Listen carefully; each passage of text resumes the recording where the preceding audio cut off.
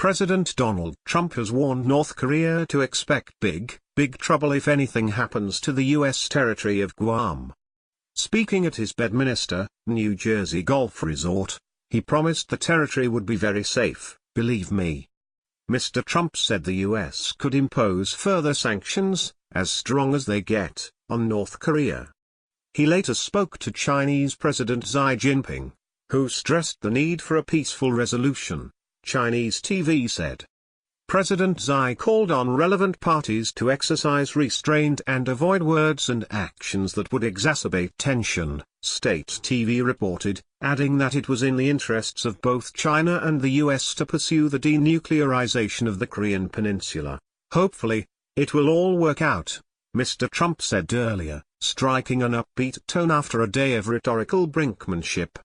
Nobody loves a peaceful solution better than President Trump, that I can tell you.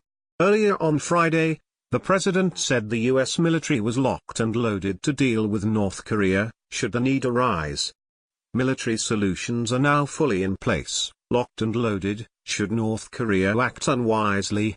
Hopefully Kim Jong-un will find another path. He tweeted. He spoke as Pyongyang accused him of driving the Korean peninsula to the brink of a nuclear war. North Korea has announced plans to fire missiles near the U.S. territory of Guam. Moscow said the exchange of threats between Washington and Pyongyang worry us very much. Foreign Minister Sergei Lavrov rated the risk of military conflict as very high as he put forward a joint Russian-Chinese plan to defuse the crisis. German Chancellor Angela Merkel said there was no military solution, and an escalation of the rhetoric is the wrong answer. Asked about his locked and loaded tweet on Friday, Mr. Trump told reporters, "I hope that they, North Korea, are going to fully understand the gravity of what I said, and what I said is what I mean. Those words are very, very easy to understand."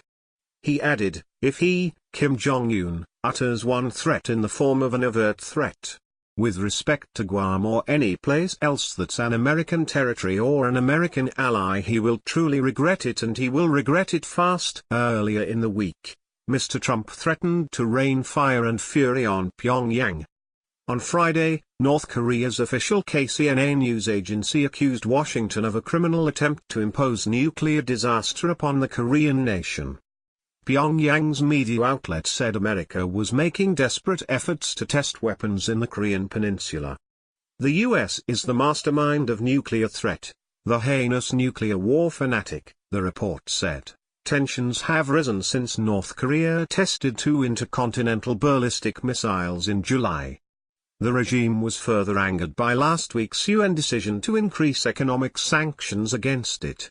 North Korea said it was finalizing a plan to fire medium to long-range rockets towards Guam, where U.S. strategic bombers are based, along with more than 160,000 U.S. citizens. There has been no indication that any actual attack on the Pacific island is imminent. On Thursday, Mr. Trump suggested that his own statements on North Korea had not been tough enough, warning the regime to be very, very nervous. However, he added that the U.S. would always consider negotiations. He also chided the North's closest ally, China, saying it could do a lot more. China's state-run Global Times newspaper wrote that Beijing should stay neutral if North Korea launches an attack that threatens the U.S. But it also said that if the US and South Korea attacked North Korea to force regime change, then China must intervene to prevent it.